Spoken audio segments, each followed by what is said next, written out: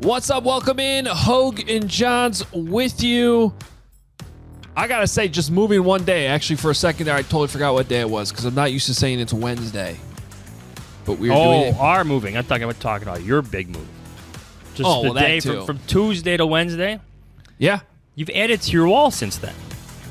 I moved some things around because it just looked funny. I don't know. We're still working it out. Suggestions are welcome. Still better than mine. Yeah, but at least you're consistent. You've had that same wall now since the pandemic started, so. Hey, consistency matters. Yeah. No, Everybody's looking for it in the NFL, and I'm telling you, I got it. Especially when it comes to draft prospects, right? Which is what we're here to talk about today. Exactly.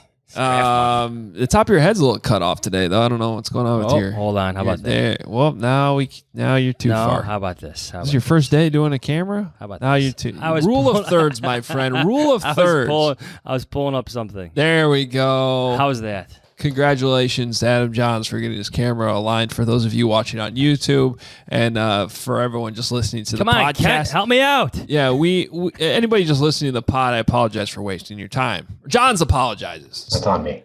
I'm not really sorry. Thanks, Kent. He takes the fall. Welcome in. Excited to get closer and closer to the draft here. We got some special draft episodes, plural, for you in the next couple days. Dane weeks. Yeah, weeks too. But this week, we had to move some things around, mainly to get the right guests on that we want. And we even had one guest we were really excited about that I think we had to push to next week. That's fine. Point is, we have multiple guests, experts on the draft. Dane Brugler's Beast is out, which you need to go find. Probably remember us talking about it last year. Look what I got in the mail. Holy snap. They print that out for you? Yeah. Coming to a bookstore near you, The Beast. You can actually order it this year? I think so. Wow. Last year, I had to go to the FedEx store and spend like $50 to have it printed out. And there was a very confused guy behind the desk trying to figure out what the hell I was trying to print out. But we got it done. I'm just crazy about the draft. You're not the only one who does that. Dan Orlovsky tweeted his picture of doing exactly that, what you just did. Well, it's totally worth it. I didn't know you could actually buy it this year, though, or get a printed copy. I hope I'm not spoiling the surprise, but yes, I believe that's going to be the case here soon. Well, I'm sure mine will show up in the mail. Maybe. Since I sit here on an athletic podcast and promote the thing over and over and over again, I don't know. But next time you're swinging into the city, just stop by. You can pick up mine. I will. I actually have some coffee to drop off for you, too. Oh, from our buddy? From our guy from Costa Rica. I still have it. It survived the move. So it's, I like coffee. I got some right here. It's a miracle it survived the move, but it is here. Okay, so Dane's going to be on tomorrow's episode. And make sure, by the way, just the cost of the Beast alone is worth the price of your athletic subscription. Oh, if you have it, 100%. If you want access to it, I just had the PDF on my laptop, or my laptop too, but my iPad right here, which you just get by going to The Athletic, theathletic.com/Hoge Jahns. And there's another $1 deal going around, so get on it. There always is. So theathletic.com/Hoge Jahns. Follow us on Twitter at Adam Hoge, at Adam Johns, as he drinks his coffee right now. And we're going to dive in with a couple of others. So Dane's on tomorrow. Today we have Nick Baumgardner, who covers the Detroit Lions and the NFL draft for The Athletic. Really good stuff from Nick, at Nick Baumgardner. Then Diante Lee, a new addition, covers the NFL draft for The Athletic, and he'll be on here shortly too. Diante and Nate Tice, you guys know Nate Tice was brought on. Now, Nate's been a longtime contributor and friend of this podcast. Now he gets hired full-time by The Athletic. We can't get him on anymore. It's too busy. I don't know what happened there. Yeah, he's watching too much film. Yeah, way too much film. Right, Nick? I don't know. Hello, Nick. There's no such thing, guys. Come on. No such thing. No such Is thing. Is Nate? You tell Nate's big time, Jim, and he's not going on the show anymore? Nate's been on the show probably 20 times. And now he's full-time at The Athletic. Can't get him. That's how it goes. These guys are just big timers. Well, Nick's been on the show before too. We welcome him back. Follow him on Twitter at Nick Baumgardner. Again, he covers the Lions and the NFL draft for The Athletic and has some really good stuff on The Athletic right now with a bunch of like mid-round prospects, whether there's one piece on big school names, smaller school names, but a bunch of guys that you probably already know the first rounders by now, but it's really those mid-rounders and really the ones that apply more to the Bears. So it's good to have Nick join us again. What's up, Nick? What's up, guys? How are you? Good, Nick. So your experience covering the Lions and a lot of top 5 picks that, qualifies you as a draft expert. Yeah, right. Exactly. We watch a lot of it over the years, right? Exactly. So, yeah, I guess we're gonna see how this all goes. But I've been fun with it. Yeah, it's been fun. No, I'm kidding. But yes, no, I know. But the Lions, part of that plays into it. Yes, the Lions are one of 8 teams right, with 2 first-round picks this year. Can we start with that real quick? Like, that number seems insanely high for me this year, is it not? I think it's the quarterback carousel, like fallout or whatever you want to call it. Like, everybody's still, a lot more teams are still trying to figure out what they're doing. And a lot more teams are kicking the can. And you've seen trades, you've seen teams go all in, you've seen some of that work, some of it not. But, that's how you have situations like, Miami a couple years ago had all those picks. The Jets have a ton, the Giants have a ton. I think that both the Jets and the Giants have more than they know what to do with at this point. It's like, so I think a lot of these teams that went all in and are like, whatever, we have a good base. We know what we're doing. We can out scout some of these teams that are a mess. And it's put a challenge on some of these other teams to, kind of be better with the draft, because you can have more picks, but if you don't know what you're doing, then, it's all the same. Like Chris Burke, who I work with, always says, like, you can't convince me that a 4th round pick is better than like a 4-year starter somewhere in the NFL. Like, it's just not a thing. So, yeah, I think that's part of the carousel fallout, and a lot of teams still trying to find their identity. And that's why it's kind of weird right now. So the Bears are one of those teams that traded away at first-round picks. That's why one of the reasons why the Giants have multiple first-round picks. So they don't pick until the 2nd round, but they do have 2 second-rounders after trading Khalil Mack away. So, really, you can make a case the Bears need anybody. But what really intrigues me is the wide receiver position. Because there's so many. Like, right. And speaking of Nate, because I was listening to Nate and Robert Mays break down the wide receivers on the Athletic NFL football show, and Nate said he has 17 guys. I think he said 17 wide receivers that could go in the top 3 rounds. That's just insane. So, like, what do you think's a good fit then for the Chicago Bears with some of those guys, knowing that the Bears don't have a 1st-round pick? Well, I think I gave them, I did a mock a couple weeks ago, and I think I gave him George Pickens, the kid from Georgia, who is a freak. He's 6'3", 190-ish, but he plays a lot bigger than 190-ish, tests really well. He didn't play a ton, I don't think, at Georgia. I think he had some injuries and other things go on, but it's hard to say where those guys are going to go in the 1st round. So it's hard to say who's going to still be lingering. I would think Pickens would be there. Jahan Dotson, the kid from Penn State. Anybody can get vertical, because I think if you're Chicago and you're trying to work with Fields, it's still got to be about, can you get him in play action? Can you get your run game going downhill? And can you get him vertical with guys who can stretch? Pickens would be phenomenal. But like Christian Watson is another one, the kid from the FCS kid who is 6'5", runs a 4.3. There's a ton of guys in that area right where they're picking, who would check a lot of boxes for them, I would think. So it shouldn't be hard. There's options for sure.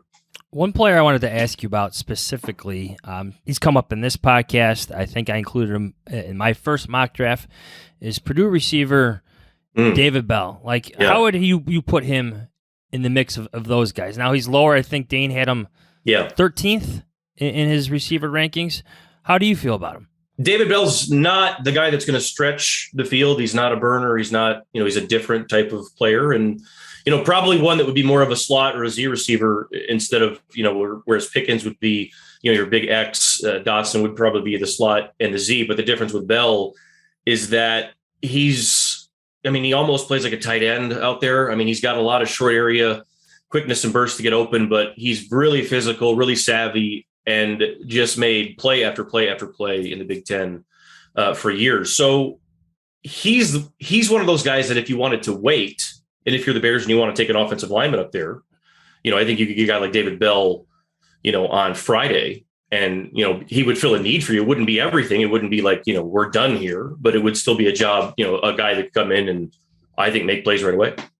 Is wide receiver a position that maybe more so than others where teams fall in love with the measurables so much and like the high ceiling? Because I look at a guy like David Bell, and we're all kind of Big Ten guys here, and so we've seen a lot of them probably, and he's such a good player. Like he's used the word savvy. He just knows how to get open, and like and our listeners on this show know how I feel about wide receivers. Like that's what I want. I want guys that are technicians and know how to beat the guy across from them. I don't necessarily care about the measurables or how fast they're running. Like I get that's part of it, but I just feel like there's so many busts that end up at the wide receiver position because teams just fall in love with the height, weight, speed. It's that they fall in love with the height, weight, speed, and the potential. That's why you hear a lot of these. Would Christian Watson go in the first round? And I'm like, I don't know. He's never played against. He hasn't even played against a Power 5, opponent yet. So maybe we can pump the brakes on some of that. But at the same time, to your point, I think more and more guys in college football are getting better, younger. The game is changing. Receivers are, they're refining their technique at younger ages. They're getting specialized. So they're coming into college. We see a lot more freshman receivers, at the Power 5 level making impacts right away. And they're out of there by the time they're a junior and they're a professional route runner and they're like a 3rd round pick. And I think if you're smart about it, you can stay young at receiver and not get caught into a situation where you got to pay Kenny Golladay $24 million or else, because he's only had like a year and a half of, anything close to what you thought he could be. So my whole thing with the receiver situation at this point has been, unless you love a guy and he's your receiver one, like you can wait because there's so many guys and it's such a deep thing every year. It's not just last year or this year. It's almost every year now we see a slew of receivers come through that can play. So I'm always team wait on receiver for sure. When you were building your list of these mid-round names from the big conferences, smaller conferences, I'm curious, what struck you maybe about the offensive lineman who could be there maybe late day 2 or early day 3, or even just in the top 150, these tackles who might need some work, or even a plug-and-play offensive guard? You see one of those? I mean, just overall, the quality of offensive lineman, what struck you in the mid-round names? There's a lot. There's a lot of guys inside. Tackle would be one. Tyler Smith, the kid from Tulsa, is a big one that it's hard for me to say. And I think Dane has him as a, 1st, 2nd round grade guy that, he's one that, specifically for Chicago, he could be an option there. But if there's a run on tackles, early, maybe he's gone, maybe it's out of there. I think about the Bears and I think, they could go a couple different ways. They could go inside. They could go invest in a tackle. I mean, there are centers in this draft. I wrote about Dylan Parham today, the kid from Memphis. There's a Chattanooga kid, Cole Strange, who's a really good interior center. And then also there's some, there's always guys. Andrew Stuber is a Saturday guy from Michigan who was a college tackle who's played guard and snapped at center. There's always guys, Luke Gadecki, a kid from Central Michigan who played opposite Bernard Raymond, who's going to be a guard in the NFL, but also has tackle experience. Guys who can do what you need them to do in round 3 and 4 that you don't have to break your bank for. Guys that have played in college football for 4 years, 4-year starters, durable players that aren't going to be necessarily, guys that you're going to have to reset the market for, but guys that can start and fill the job and do what you need them to do and, kind of keep your offense moving and make Justin Fields what he is. And that's, that should be the goal of the entire thing here. All right. So the Lions have 2 first-round picks. They have 3 picks in the top 34, with number 32 and 34 kind of almost back-to-back, right as we switch from Thursday to Friday. Good position to be in, quite frankly. Not only, even just with that turn from the 1st to 2nd round, you get the last pick on Thursday.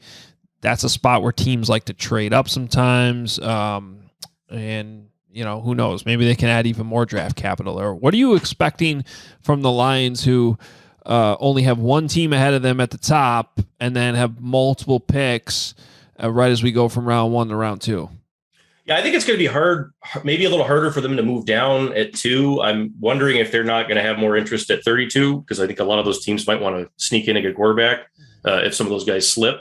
But at 2, I think it's going to be tough for them to pass on one of those edge guys. It depends on what Jacksonville does. If Jacksonville takes Hutchinson, then it, could be a Thibodeau Trayvon Walker, debate. I still think it could be a Hutchinson Thibodeau debate for Detroit. I know they love Thibodeau a lot. Brad Holmes is very familiar with the Pac-12. They know Oregon really well, obviously from scouting Sewell as deep as they did. And I think Thibodeau is the guy that you look at of those three edge players that has the most elite thing right now. He has he's all explosion. He's got pass rush. He's got moves. He's got a set. He can, he's got things he can counter to and go to.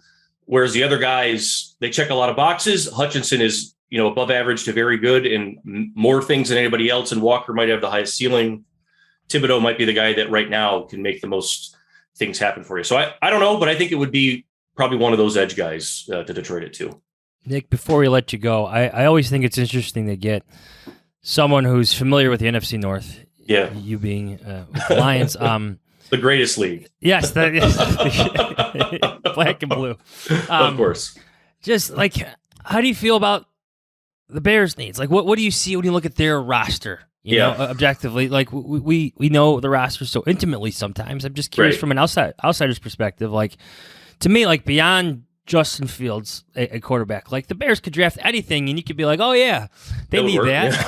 Yeah. They need that. That makes sense. What do you feel? They do need everything, but the thing they need the most is to make sure that their biggest investment gets to where he needs to go, and that's Fields. And I think for me, I look at it because you can do it two ways. His best stuff in the NFL is going to be when he is working on a play action, able to read top down and make those deep, because he's special with all, and get out of the pocket and make plays there too. But if you can get him in a pass offense that can work that way, get the run game what it needs to be, let him work off the run game. And that could be anything you want it to be. You can go outside, you can stretch, you can do anything you want, but you've got to pair him, with a usable run game, something that can work. It doesn't have to be boring and stupid and old and whatever, but it has to be something that's usable, because if you can do that, then he becomes, the special talent that we all know he is. So for me, it's offensive line. I mean, I think that's where they need to go more than. I'm with you guys at the receiver. I would wait. I would spend more time in the trenches up there, because, that's where this division always goes. It's where it always ends up anyway. I mean, obviously the quarterbacks are what they are, but you're not going to go anywhere if you can't run the ball and stop the run anyway. And especially right now for Chicago, their quarterback needs a line and he needs help. And I think that's what I would focus on. You could say they need everything, but right now that's what they need more than anything. All right. Well, speaking of quarterback, what is the Lions' plan at quarterback? Well, when they decide. I think they're can kicking at the moment. It's been, Campbell said the other day or maybe a couple weeks ago, basically gave the whole I'm not answering that question. It's not going to happen. But it was they like Goff for now, and reasonably when they redid his deal, he was going to be here through this coming season, no matter what, and maybe even a third. So, I don't see them taking a quarterback up there at 2. It wouldn't shock me if they took one at 32, if they didn't want to trade and they sat there and did that, because it'd be a perfect time to do it. But they don't have to right now, and I don't think they're going to if they don't love one. So I almost wonder if they're looking at this they've got the extra first-round pick next year too. Take everything you have next year and trade up if you want to, and keep building your team. I almost wonder if that's maybe something that they're looking at, but it's still kind of TBD there. Knowing what you know about Dan Campbell, do you think there's a quarterback that potentially excites them at number 32? Not enough at 32. Yeah. I mean, if some of those guys fall, Ritter, I think Spencer Ritter is going to be one that's really interesting. They saw him up close at the Senior Bowl. He tested super well, really good kid. I know everybody at Cincinnati loved him, and all the guys out of Cincinnati are awesome. So he'd be one that if he's still there at 32, I would absolutely. And Chris and I have talked about that a ton. I don't know what they're going to do there, but they're going to have to really think about it, because this is a perfect spot to do it. They have that pick at 32, great spot to get a guy in there and get that 5th year, all that stuff. So if you love them, now's the time to do it, but they've got to kind of make that decision. Yeah, and I would think that because you have 2 picks clustered right there, it almost and you got 34, right? Yeah, it's just kind of. I don't want to say it's like a free pick, because there are no free picks, but it's just okay, we could take a chance here because we got another picks. Yeah, we got another pick. Well, that's where you blow. That's where you blow on a receiver. It's do you want to take a chance on a receiver here, maybe, or do you love a quarterback? And I think that's kind of. That's kind of how you have to look at it. But also, they need everything. They truly still do need everything. So, you're risking giving that up too, by taking a guy who you're maybe 80% on or whatever at 32. Last thing for you, because I don't think we've had a chance to talk to anybody from Detroit since the Super Bowl. What was the reaction from Lions fans, Detroit in general, to Stafford going right out west and winning right away? Oh, the majority were happy. I mean, I think they were happy for him. I think it got a little weird. There were some Detroit Rams shirts being floated around, and people got a little pissed off about that. But like by and large, everybody here that knows football gets it. Like Stafford, he gave everything he had, for 12 years, whatever. I mean, it wasn't perfect. The first 4 or 5 were up and down, but no one can fault the effort and everything else. I think everybody saw that, so that was cool. And there wasn't any hate there, but also I think that when it was over, everybody was like, okay, that's it. We're done. Like no more, whatever. There might be some still, but we still see Stafford jerseys all over the place. I don't think that's going to stop for a while. People are too cheap to get new ones. Maybe, I don't know. They don't have a quarterback yet. So you don't want to buy a golf one. I don't know why you do that. That's maybe not an investment. Yeah. Are there golf jerseys? I don't remember seeing a couple. There's as many Staffords as Goffs, probably more Staffords than Goffs. I never saw an Andy Dalton fan jersey besides his family. I'm not lying. Chris Burke's son has a golf jersey. That's one of the only ones that I know of. But other than that, yeah. All right. Nick Baumgardner, thanks so much, man. Appreciate it. Follow him on Twitter at Nick Baumgardner. All his work is on The Athletic. Thanks so much. Keep that, guys. All right. There he is. Hey, if you're like Johns or myself, you probably drink coffee, and there's a lot of different coffees out there. That's why there's Trade, because Trade is trying to find the right coffee just for you. Trade Coffee connects customers to the freshest and best tasting coffee they've ever made at home by partnering with the country's best craft roasters. These are independent businesses from big cities and small towns. Trade customers are truly impactful for these independent roasters, often being the largest source of new growth for them. Expert tasted coffee. Trade's coffee team actually taste tests thousands of coffees to keep 450 different kinds live and ready to ship every day. There's no one perfect coffee, but there is a perfect coffee for you, and Trade's human-powered algorithm will find it. Trade Coffee sends you freshly roasted beans from 60 of the country's best craft roasters, small businesses who pay farmers fair prices to sustainably source the greatest beans from around the world. Whether your friends call you a coffee snob or you just know it when coffee tastes really perfect, Trade's real coffee experts personally taste test over 450 roasts so they know exactly what to recommend for you. Right now, Trade is offering new subscribers a total of $30 off your first order plus free shipping when you go to drinktrade.com/Adam22. That's more than 40 cups of coffee for free. Get started by taking their quiz at drinktrade.com/Adam22 and let Trade find you a coffee you'll love. That's drinktrade.com/Adam22 for $30 off. All right, guys, I've had my Helix mattress for a while now. Still love it just as much as I did when I first got it. Helix Sleep has a quiz that takes just 2 minutes to complete and matches your body type and sleep preferences to the perfect mattress for you. It worked for me. Why would you buy a mattress made for someone else? With Helix, you're getting a mattress that you know will be perfect for the way you sleep. Everybody's unique. Helix knows that, so they have several different mattress models to choose from. Soft, medium, firm mattresses. Mattresses great for cooling you down if you sleep hot. Mattresses great for spinal alignment to prevent morning aches and pains. And even a Helix Plus mattress for plus-size sleepers. I took the quiz. I was matched with the Dusk model mattress, which is on the firm side, but not all the way firm. It's perfect for me. So if you're looking for a mattress, take the quiz, order the mattress that you've been matched to. The mattress comes right to your door, shipped for free, and it's really cool how it opens. You open up the box, it's like it inflates and just rolls out. It's a pretty cool thing. HelixSleep.com/Adam is where you need to go. Take their 2-minute sleep quiz. They'll match you with a customized mattress that will give you the best sleep of your life. Helix is offering up to $200 off all mattress orders and 2 free pillows for our listeners at HelixSleep.com/Adam. Helix even has mattresses with specialized cooling technology. And if you and your family can never agree on the temperature of the thermostat, that one might be perfect for you. Again, helixsleep.com/Adam.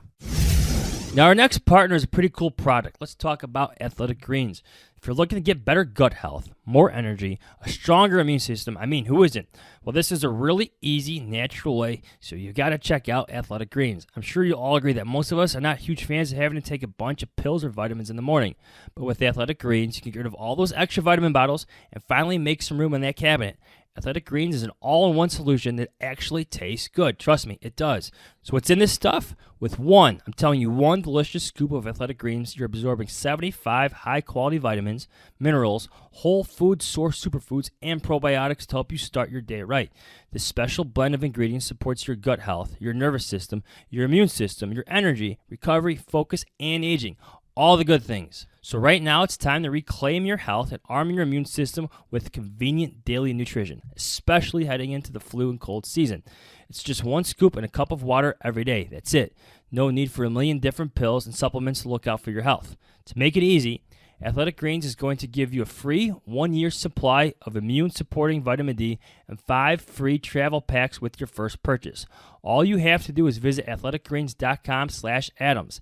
Again, that's athleticgreens.com/Adams to take ownership of your health and pick up the ultimate daily nutritional insurance. Johns, I was at Dick's Sporting Goods the other day. I saw a big rack of Khalil Mack jerseys, 50% off.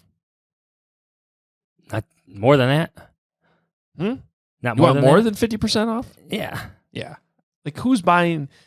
Nobody's buying that jersey. Nobody. Yeah. He almost, I don't know. It's kind of sad that he, in the time he was here, didn't reach the status of like, because I don't know. I would argue like even a Julius Peppers Bears jersey would carry some weight. Like that's not one you totally regret buying. That was a good era of football. But like, Mac didn't even really reach that. No. Which is unfortunate. No. So That's part of the Mac evaluation, though, isn't it? Lance Briggs is on TV. Brian Urlacher's literally lining 294 with all his hair ads. Like defensive players are beloved. Dan Hampton's still on the radio. Yep. Hamp. It's just part of his evaluation, I think, what could have been.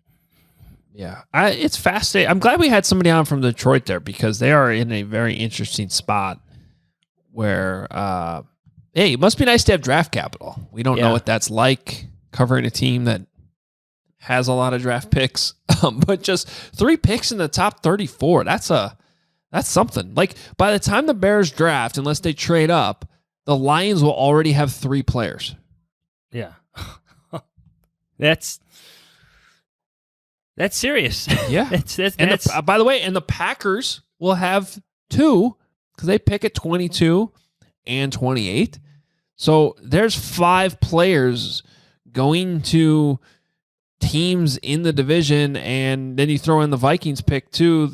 That's 6 players. So 6 players going into the NFC North before the Bears even get a crack at number 39. The Packers have 11 draft picks this year. That is tied for let me check this. And get a burp out. That is tied for the second most with the Texans.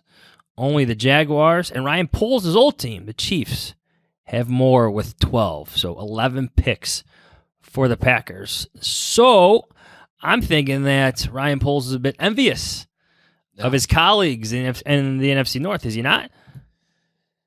Like I said, and that's why, and because the Packers pick again at 53, then they pick at 59. Good for those organizations for yes, they traded Adams, and that sucks. But the Bears had to give up Khalil Mack, and they're still just picking at 39 and then 48. That's tough. Let's not forget what Ryan Poles said when he was discussing the Khalil Mack trade. At the end of his answer, he added, I want more picks. Mm-hmm. Got to find a way to get more picks. That's why I can't. I know it's fun to talk about them trading up. You heard it there, hearing from, it doesn't make sense to trade up for a wide receiver to me. There's just too many of them. To hear Nate Tice say that there's 17 wide receivers he would give at least a 3rd round grade to, And I talked about one yesterday, Johns, on the CHGO podcast at 71 early in the third round, like Alec Pierce from Cincinnati. Local kid. Yeah. Glenbard West. That's Illinois. That's a guy who could end up being like a true X wide receiver at that spot. So if you could pull off like a heist like that in the third round, there's still options here for the Bears. It is good that they have that cluster of 3 picks between 39 and 71, but it's just kind of a stark reminder that some of the rivals within the division will already have multiple players drafted before the Bears even get on the clock on Friday. Now, they don't have the fewest picks. The Raiders have 5. The Dolphins have 4. But those teams have made investments in other ways, trading for Devontae Adams, trading for Tyreek Hill. They're going about this differently. So for a team that's being pretty methodical with the rebuild, I could definitely see Ryan Poles trading back at some point. He has to. Well, we were talking kind of pre-show about, would you say they've signed 12 players? Yes. Is that what you said? They've signed 12 players. Only 2 of them got at least 2-year deals. Justin Jones and Muhammad, the defensive end. And I think they have 59 players signed at this point. I'm looking at my notes right now. So, yes. So they got to add guys. That's 31 roster spots available. So you talk about 7 draft picks, maybe they add more, but that's a ton of undrafted spots. Yeah, I saw Greg Gabriel also tweet earlier today that if you look at the list of visits, the reported visits that have come through House Hall, a lot of guys that weren't even invited to the combine, like late round guys and potential undrafted free agents, because they're going to need a lot of them, it seems like. So, all right, let's bring in Diante Lee to the podcast. A new addition to the Athletic, and unlike Nate Tice, is not holding out on us. So, Diante, welcome, man. We appreciate you jumping on with us. Oh, man, thank you for having me. Sorry, it took me a little bit to get on here, but I'm glad to be talking ball with you guys. Yeah, no problem. We make sure our listeners are following you on Twitter at Diante Lee FB, and of course, a new addition to the Athletic covering the NFL draft. Johnsy, where do you want to start? Adam, he coaches high school football like you, buddy. That's right, defensive coordinator. Yes, sir. It's been pretty good, man. I like it. Obviously, it keeps me close to the game in a way that I really, really enjoy. It gives me an opportunity. I worked in special education for a while, so just being a part of the education sphere in any way I can is obviously a really big deal for me. And I can never complain about getting to see these guys develop better athletes and better people off of it. That's my job, man. And I'm glad to be doing it. Well, he's a little different than you, Adam, because you coach special teams, and all you obsess about is punting. Wow. I mean, shots fired. If it makes you feel any better, I run the special teams too as a defensive coordinator, so that holds a special place in my heart as well. Deontay, that punt return at the high school level, it's basically just like another defensive play. You got to be you're probably keeping your defense on the field and exactly just making sure that the other team's not getting a first down first and foremost. So. Yeah. 9 times out of 10 for me, man, success on punt return just means that we get to have the ball. Yeah. I don't even care if we get a return. I just want to make sure that our offense gets to touch the football. Exactly. Cool, man. Well, that's awesome to hear that you're doing that. And maybe we should start on the defensive side of the ball. Johns, every time I try to bring up defense for the Bears, nobody wants to hear it. But they did hire a defensive head coach, and they do have needs all over on that side of the football. So there's plenty of guys that I think the Bears could be looking at in the second round. Dante, let's start there with the emphasis of this Bears switching to Matt Eberflus type defense, going back to a 4-3. They tried to sign Larry Ogunjobi as a kind of their big 3 technique addition, and it fell through. So that's a position I look at that if I'm another team, like trying to guess what the Bears do, that would be high on my list of like, hey, I could see the Bears targeting a 3 technique. Who are some of the guys that might fit that mold for the Bears potentially in the second round? I think that the best version of that player in this draft is probably Logan Hall. 6'6", 260 pounds, a guy who's basically been growing and adding to his frame every year of his career in Houston. He plays with really good hands, that big body type of guy that you like, especially you talking about Matt Eberflus, right? And you think about who he had as a 3 technique in Indianapolis and DeForest Buckner. So if you're talking about checking off those types of boxes, as a 3 technique, being able to rush the passer and being a big enough body to be able to handle those run schemes when it's coming right at you, I say that Logan Hall is probably the guy that should be at the top of the list to fit that in the second round.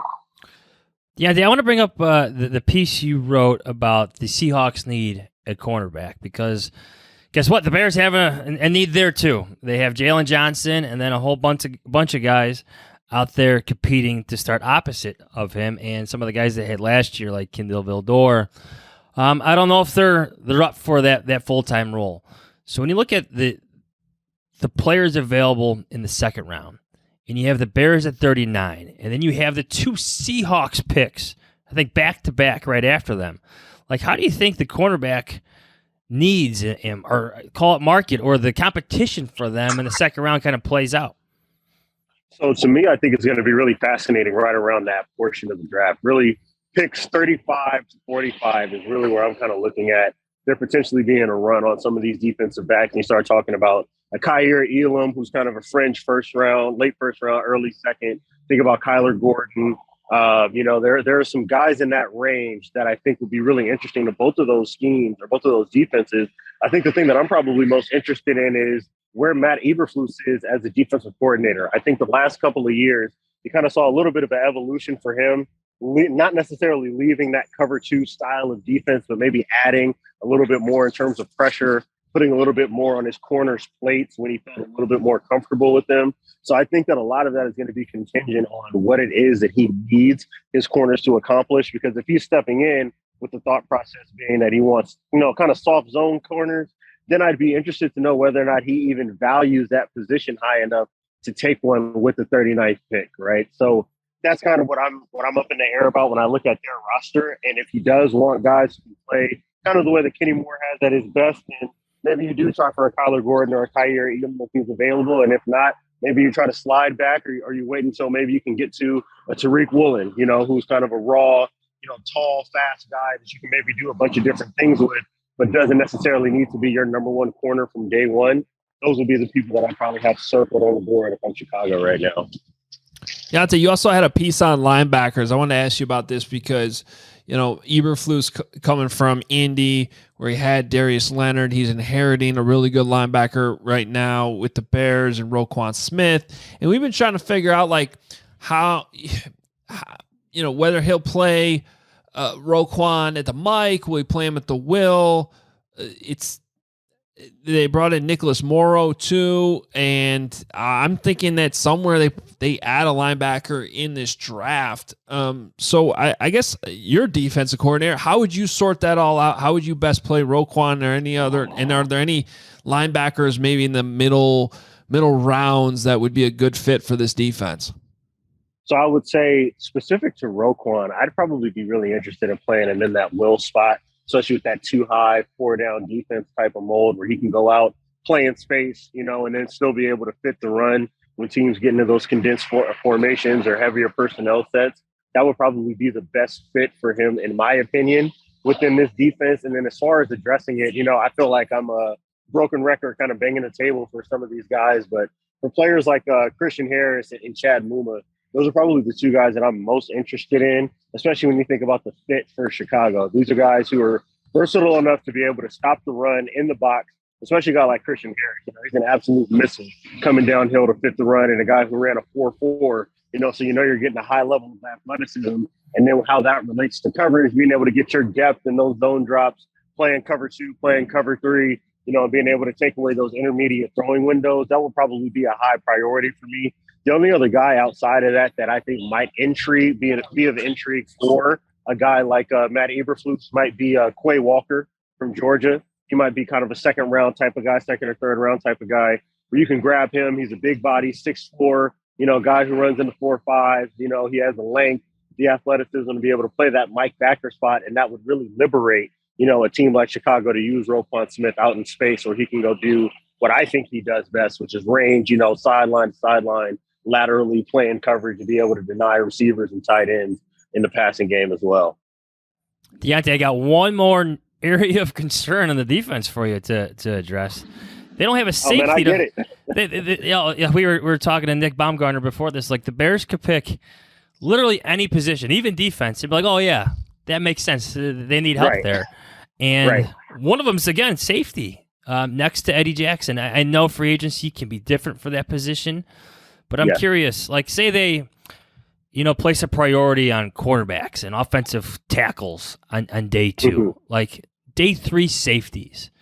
Who do you like? Like, I look at Baylor's JT Woods. I see the range, the speed. I'm like, oh, I like that guy a lot. Like, I would love to have him on my team. Like, who stands out to you? Is it Woods? Anybody else on day 3? Woods would definitely be a guy who kind of checks all the boxes, and that's really what you're looking for when you start talking about that kind of draft range, or guys who checks all the boxes.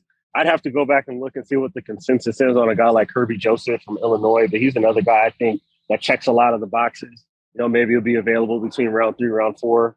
I think that, Jaquan Brisker, I think he's probably got a little bit too much heat to be a day 3 guy at this point in time, but that's really what you're looking for guys to play alongside an Eddie Jackson. If you're not trying to go get one of those premium Lewis Cine, Kyle Hamilton types that are obviously in the conversations to be picked high in the draft, right? You're just looking for a guy who athletically can do things like cover the middle of the field, drop to a deep half, be able to roll down into the box and tackle, and you just got to have a certain athletic profile to do so. So when you talk about Woods, you talk about, a Kirby Joseph, those are the guys I think of that may be available that might help you address, or at least be a stopgap, between now and whenever you get a guy who can play at that plus starter level at the safety position. Yeah, I think the Bears actually hosted Kirby Joseph, Illinois guy, for a top 30 visit. And he's one of those guys who's gotten a lot better every year and had a major breakout season this past year. So he's somebody I think I'm very fond of that has all the size, the tools, the athleticism to go do the job. So that would definitely be an interesting team for Chicago. Deante, before we let you go, I want to take you back to last year and the really good, talented quarterback class that came out. Yeah. Where did you sit on Justin Fields at that time? And like a lot of these first-round QBs from last year's class, kind of hard to evaluate the rookie years. I think Justin certainly falls in that category. But where do you stand on him and what he could still do at the NFL level despite some of the struggles last year? Well, what I would say is coming into the draft, to answer the first half of your question, I considered him and Trevor Lawrence to be 1A, 1B. That's how highly I thought of Justin Fields. So that was kind of where I walked into the draft thinking that they were about equals in talent and how I projected how they play out in the pros. And, what I will say for Justin Fields, one of the reasons why I was maybe a little bit more bullish on him in his rookie year was just kind of the degree of difficulty that I felt like it was kind of placed on him in terms of some of the throws he was trying to make. Obviously playing with Matt Nagy, it seemed like it took them a while to really figure out how they wanted to package up the offense to best address his strengths and try to mitigate some of the things that he needed to work on. And playing behind that offensive line couldn't have been a fun experience either. So I definitely am a little bit apologetic, not just for him, but for Trevor Lawrence as well. And I haven't really changed the way that I feel about it. Neither of those guys have done anything to make me feel like they'd be busts, and they haven't really shown enough on tape to make me think that they've boomed yet the way that I think that they can. So I would still say that they stand as 1A, 1B in my mind. And obviously both guys going under a new coaching regime and, some different things that they're going to be doing on the football field. This will be a much clearer picture over the next 2 years of who these guys are as quarterbacks. And we may get, an opportunity for one of these guys to break out in year 2, and we can kind of get some clarity on which one of these guys can be a franchise guy, if at all. Deante, kind of going off that, what do you think of what the Bears have done so far to help out Justin Fields? I know we still have the draft coming up, but they didn't spend a lot of money on the offensive side of the football. I think that this year, pretty clearly, and I think the messaging on this has been pretty clear for them as well, that this is the year for them to kind of clean up all their books, make sure that all their contract situations are squared away. This wasn't really a year to spend money or add a ton of talent. So I think it's pretty clear that they're targeting 2023 in the offseason as when they really want to kind of go all in and figure out exactly what this roster needs to be for Matt Eberflus and then this offense with Justin Fields. So it's another year where maybe we end up in this exact same position where I'm back on in April of 2023 and we feel like we haven't gotten a clean evaluation of them because they haven't added the right amount of talent or they haven't set up an offensive situation that allows you to really get a fair evaluation of the player. But I would say that now I think that getting him outside of a situation where there's all the back and forth between him and Andy Dalton, you have a lame duck head coach in the mix as well. Now that that's all cleared away, I think it'll just be easier for him and for everybody who's looking to evaluate him to see what he is as a quarterback and not have to deal with all the drama around him. Make sure you're following Diante on Twitter at Diante Lee FB and find all of his draft work on The Athletic. A lot of good stuff still to come. Diante, thanks for jumping on with us for the first time. You're welcome back anytime. Always good to talk football with guys like you. And we're always open to the high school football chatter on this podcast as well. Absolutely. So I will definitely be back then. All right. There he is, Diante Lee. Thanks so much, man. Thank you. Thank you. All right. So another draft expert bullish on Justin Fields. Yeah. I still don't think they've done enough. They got 12. They signed 12 players. My son is distracting me while I'm recording something. Please get out of here with your Tom Brady shirt. He's got one of those goat shirts. Santa took care of him, I think, a couple of years ago. But you have 12 players signed. I do have to correct ourselves. There was 3 players that got 2-year deals. One of them is Lucas Patrick, your new center. But the full evaluation comes after the draft. It really does. But if they go, I would not be surprised if they go defense, just because of the way they prioritize their 3 technique and free agency. Yeah. I feel like your head coach is defensive guy. You know, money's going to shift. It'll be interesting to see how it plays out. But I still think it's possible to end up with a pretty good wide receiver that can play relatively soon. The thing that's kind of confusing when I look at the offensive lineman is just where do they go? If they could get a plug and play guard, that might be the best case scenario. Yeah. But they're still dangerously young and inexperienced at both tackle spots with a young quarterback. That's terrifying too. Are they hoping that maybe they can get an Eric Fisher after the draft, or somebody else springs loose like Charles Leno did last year after the draft? Go out and re-sign Jason Peters. I don't know what they do, but I still keep telling myself that they're far from done. They haven't done enough, but they still have time to do a lot more. What did you say? 31 roster spots? Yeah, I think so. I think Diante put it great. This is a year where you clearly see the Bears trying to get their books in order. Mm-hmm. Getting their finances in order, their cap managed better. That's clearly what they're doing. Yeah, Cliff Stein's back in charge of things in that end, and it's so you got to eat dead money on Nick Foles if you release him. Maybe you trade Robert Quinn at some point. Need some more dead money, but those aren't your mistakes. If you're Robert Poles, if you're Ryan Poles. How's everyone doing? This is Nick Foles. Just entered the meeting. I don't know if he's going to be entering the meetings. No meetings for him, but that's that's part of a new regime, cleaning up mistakes you believe the previous regime made. Yep. All right. Well, good stuff. Deontay's great. Happy we were able to get him on. And we'll definitely try to get him on maybe post-draft. Yeah, I like that idea. What the Bears did. And more to come. Dane Brugler, the Beast, tomorrow. I'm going to go check my mailbox, see if that book showed up here. Guessing it didn't.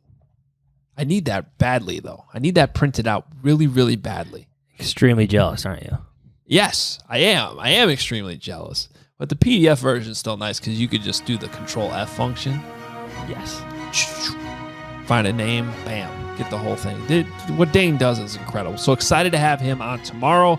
But thanks to Nick Baumgardner. Thanks to Diante Lee. Really good stuff. Follow us on Twitter at Adam Hoge, at Adam Jahns. Subscribe on YouTube. Subscribe wherever you listen to your podcasts. Hopefully you're not new at this point, but if you are, welcome. We appreciate you being here.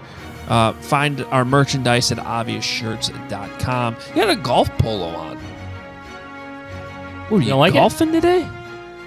No, I dress up a little bit for the podcast. That What is it? A Caramel Corsairs pullover you're wearing? I would challenge you to find out the last time you wore a collar on this podcast, excluding post-game pods from the press box. Last week. Look it up. If that's true, that's really sad that I wasn't paying that attention. I think you wore a golf polo last week. Yeah. Okay. No, don't care. Yeah. Exactly. Anyway, who cares? Thanks, Bob. All right, we are out of here. We will be back tomorrow, though. Double dipping, back-to-back episodes, a lot of good draft content for you. We'll talk to you later. The Beast. See ya. Anyway, who cares?